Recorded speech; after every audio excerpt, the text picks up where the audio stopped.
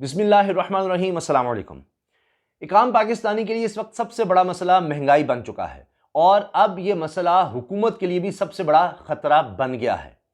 एक तरफ हुकूमत को हर सूरत में महंगाई को कंट्रोल करना है, दूसरी तरफ यह है कि लोगों की कुव्वत खरीद को बढ़ाया जा सके, यानी रोजगार लोगों को फराहम करें, उनकी आमदनी ज्यादा हो सके। अब इस बारे में जो खबरें आ रही हैं मैं आपसे वो शेयर करना चाह रहा हूं। महंगाई की भी बात करेंगे, लेकिन देखिए एक तरफ फवाद चौधरी साहब कह रहे हैं, गिला शिकवा कर रहे हैं हम मीडिया वालों से कि जी अब देखिए कुछ 40 रुपए 43 रुपए चीनी की कीमत नीचे आई है। जब ये 160 पर चली गई थी तो बड़ा शोर मचाया था मीडिया ने, अब 43 रुपए नीचे आई है, कहीं कोई जिक्र नहीं किया जा रहा, इस पर वो बड़े नाराज हुए।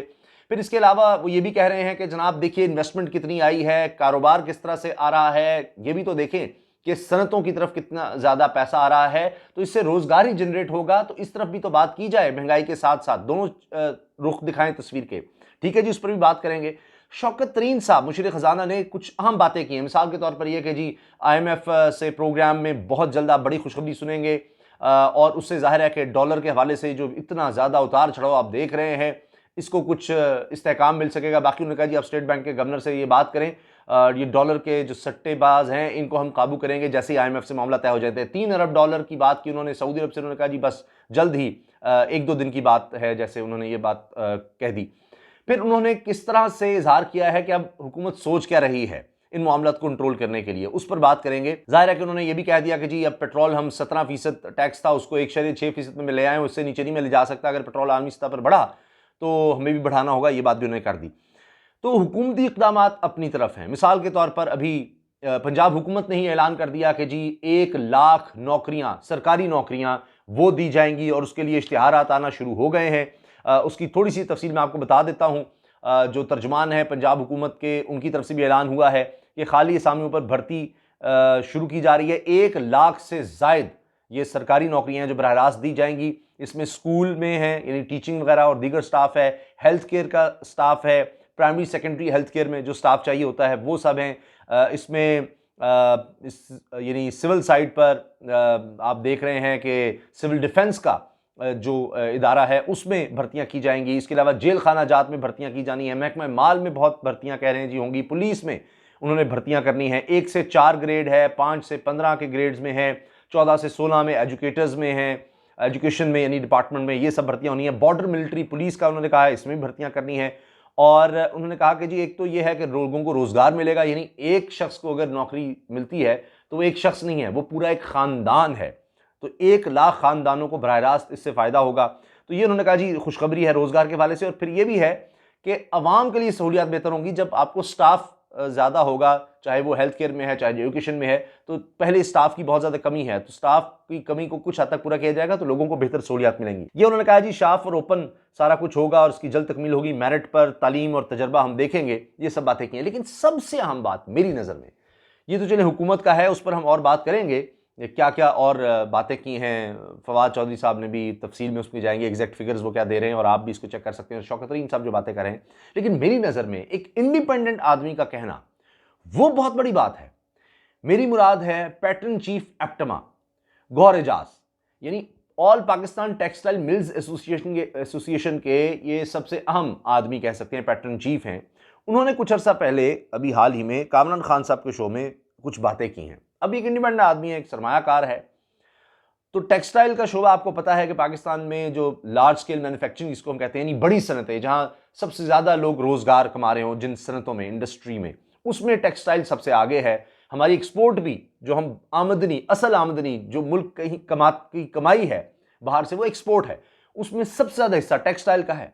अब वो आदमी क्या इंकशाफात कर रहा है, मेरी नजर में सबसे अहम ये है, और ये पता लग जाएगा, चंद हफ्तों की बात है, ज्यादा देर की बात नहीं है। जो इतने बड़े बड़े इंकशाफात या दावे हैं इनके, वो नजर आ जाएंगे।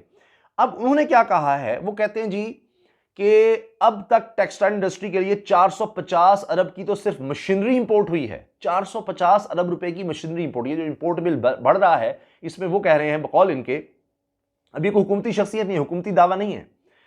तो अब महंगाई का तो इनको भी सामना होगा, इनके लिए भी मसाइल होने चाहिए, इनके भी लोग हैं जो मतलब इन्होंने लोगों को रोजगार देना है। तो ये कहते हैं जी 450 अरब रुपए की तो सिर्फ इंपोर्ट की है मशीनरी टेक्सटाइल में, सिर्फ टेक्सटाइल में, और ये सिर्फ टेक्सटाइल सेक्टर की बात हो रही है। इसी में वो कहते हैं 30 लाख नई नौकरियां पैदा होंगी। 30 लाख नई नौकरियां, अब ये दावा है। अब इस दावे के हवाले से वो फैक्ट्स एंड फिगर्स भी सामने लाते हैं। वो कहते हैं जी इंशाल्लाह टेक्सटाइल एक्सपोर्ट्स 20 अरब डॉलर से ऊपर जाएंगी। मैंने जिंदगी में कारखानों की इतनी ज्यादा तामीर नहीं देखी। ये chairman all Pakistan mills association, textile mills association की बात है। अच्छा, सिर्फ ये नहीं, मैंने पूरी इनकी डिटेल देखी कि ये क्या क्या बातें इन्होंने इस प्रोग्राम में की हैं, और हमें ये देखना होगा कि ये जो दावे कर रहे हैं, क्योंकि चंद हफ्तों की बात है। वो कहते हैं जी 800 अरब के प्रोजेक्ट्स हैं, 800 अरब रुपए के प्रोजेक्ट्स हैं जो लग रहे हैं। वो कहते हैं जी सिर्फ 4 महीने में 6 अरब डॉलर, 6 बिलियन डॉलर्स की एक्सपोर्ट कर ली है टेक्सटाइल सेक्टर में, 6 बिलियन की। और कहते हैं कि अभी असल जो चीज सामने आनी है वो जनवरी में आनी है, यानी जनवरी तक हम 3 बिलियन डॉलर का हम नई कैपेसिटी देख रहे हैं, ये इनका दावा है। फिर वो कहते हैं कि जी 30 लाख बराह रास्त नौकरियां तो यहां से होंगी, रोजगार। कुल मिलाकर वो कहते हैं कि जिस तरह इंडस्ट्री चल रही है और आगे इससे रिलेटेड जब सब कुछ होगा तो 50 लाख नए रोजगार पैदा होंगे। वो क्या कह रहे हैं आगे सुनिए। वो कहते हैं जी 5 अरब का, क्योंकि सबसे बड़ा यूनिट टेक्सटाइल का होता है, बड़ा महंगा होता है, तो 5 अरब का अगर एक यूनिट है तो 100 यूनिट कुल लग रहे हैं। 100 यूनिट वो कह रहे हैं कि जो कंप्लीशन की तरफ हैं। और आप कहते हैं, वो कहते हैं जी 600 सनतों की बात की जाती है, उसमें मेन सनत टेक्सटाइल की है, तो उसी में 100 यूनिट लग रहे हैं।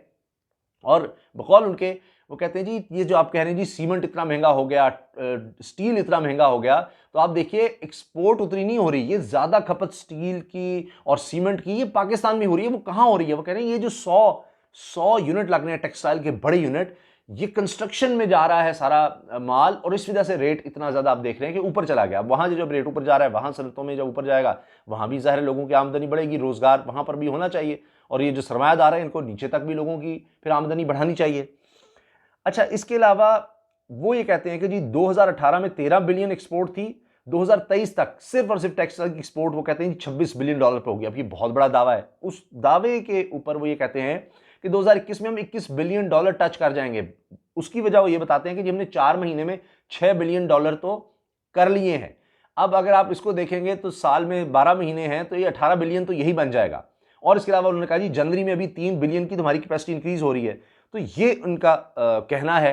अब ये पता चल जाएगा कुछ अरसे में, और टेक्सटाइल के शोबे से जो लोग वाबस्ता हैं वो जरूर बताएं, क्योंकि अदाद शुमार तो ये कि रवा सीजन कपास की पैदावार 81% जायद है, और अब जाहिर है कि कपास किसान के पास जा रही है उसकी आमदनी।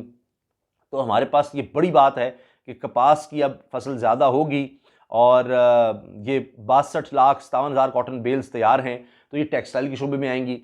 तो ये इसका मतलब है कि अब टेक्सटाइल इंडस्ट्री चली है, उसमें यानी इन्वेस्टमेंट आ रही है, तो फिर इसी तरह कपास दोबारा रिवाइव हो रही है। इसके अलावा किसानों की बेहतरी के लिए जो हमारी सबसे ज़्यादा आबादी जिससे जुड़ी हुई है, उसके लिए क्या हो रहा है, उसके बारे में भी बड़ी बातें की गई हैं। अब इसमें आप देखिए कि रिमिटेंसेस रवां साल अक्टूबर की तफसीलात ज़र में गुज़श्ता साल की निस्बत 10% से ज़ायद इजाफा हुआ है, और इसकी पूरी तफसील है, उसमें नहीं जाते, क्योंकि खुद शौकत तरीन साहब ये कह रहे हैं कि जनाब ये काफ़ी नहीं है कि हम तरसीलात ज़र पर ही बैठे रहेंगे, ये नहीं हो सकता। अच्छा, सऊदी अरब से 3 अरब डॉलर की जल्द इमदाद मिलने वाली है, चंद रोज़ में मिल जाएगी, ये उन्होंने बात की जो मैंने आपको शुरू में बता दी। वीडियो तवील ना हो, मैं सिर्फ उस तरफ जाना चाह रहा हूँ। ये मैंने आपको फवाद चौधरी साहब का बता दिया है कि वो कहते हैं 43 रुपये की कमी हुई है फ़ी किलो कीमत में, तो ये मीडिया हमारा 24 घंटे जो हमारे खिलाफ बात करता है ये भी थोड़ा सा दिखा दे। अच्छा, ये मैंने आपको बता दिया आलमी मार्केट में तेल महंगा होगा तो हम भी महंगा करेंगे, शौकत तरीन ने कहा। तो अब महंगाई का सुन लीजिए, मैंने फिर शौकत तरीन साहब की, ताकि फिर बाद में उनकी बात पर आऊँ। हफ्तावार महंगाई में 3 माह के दौरान सबसे ज़्यादा इजाफा देखा गया है। ये 11 नवंबर को ख़त्म होने वाले हफ्ते की बात हो रही है।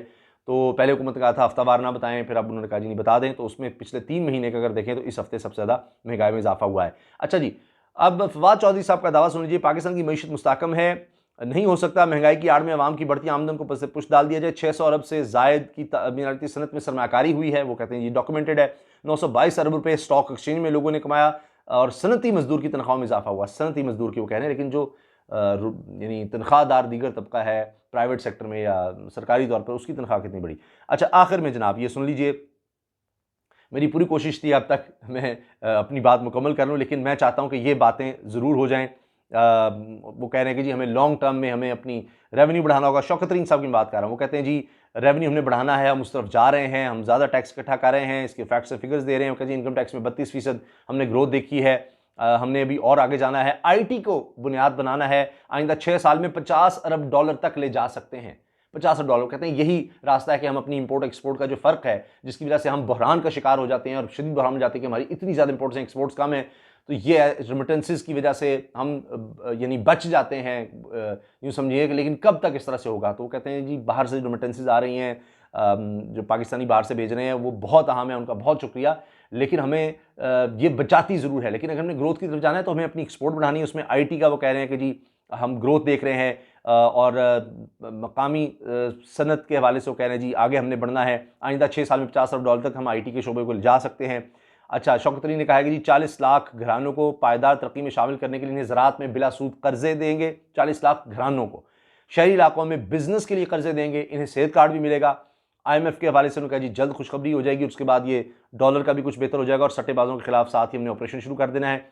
फिर एहसास प्रोग्राम जो शुरू कर रहे हैं कि जो निचला जो तबका है उनको घरानों को बराह रास्त सब्सिडी दी जाए। 13 करोड़ अफराद इससे मुस्तफ़ीद होंगे, 30% सब्सिडी मिलेगी इनको घी तेल वगैरह पर। और फिर हमारी कोशिश है कि हम लोगों को इस मुश्किल वक्त में कुछ रिलीफ दे सकें। अच्छा, फिर उन्होंने कहा है कि जी जिस तरह से अभी हम मुल्क में देख रहे हैं मुश्किल हालात हैं, तो इसमें हमें शायद बढ़ाना पड़े। वो कहते हैं अगर इंटरनेशनल मार्केट में कीमतें बढ़ेंगी तो हमें भी फिर ये करना होगा। और पायदार तरक्की के लिए और कोई रास्ता नहीं है कि हम अपना रेवेन्यू बढ़ाएं और अपनी एक्सपोर्ट्स बढ़ाएं, क्योंकि इस तरह से मामला जिस तरह चल रहे हैं इस तरह नहीं चल सकते। तो बहरहाल उन्होंने ये दावा ज़रूर किया है जी हम बढ़ा रहे हैं, अपनी आमदन को भी बढ़ा रहे हैं और तरक्की के लिए जो कर सकते हैं वो किया जा रहा है। लेकिन ये जो टेक्सटाइल का मैंने आपको बताया कि ये बहुत बड़ी बात है कि अब रेवेन्यू का वो कह तो रहे हैं कि ग्रोथ है 20% होनी चाहिए हमारी, लेकिन इसको हमने अब संजीदगी से लेना है और आगे है इसकी हिकमत अमली बना रहे हैं। तो अब देखते हैं जनाब कि ये जो ख़ास तौर पे टेक्सटाइल इंडस्ट्री का है, ये जो इससे शोबे से जुड़े हैं वो ज़रूर बताएं।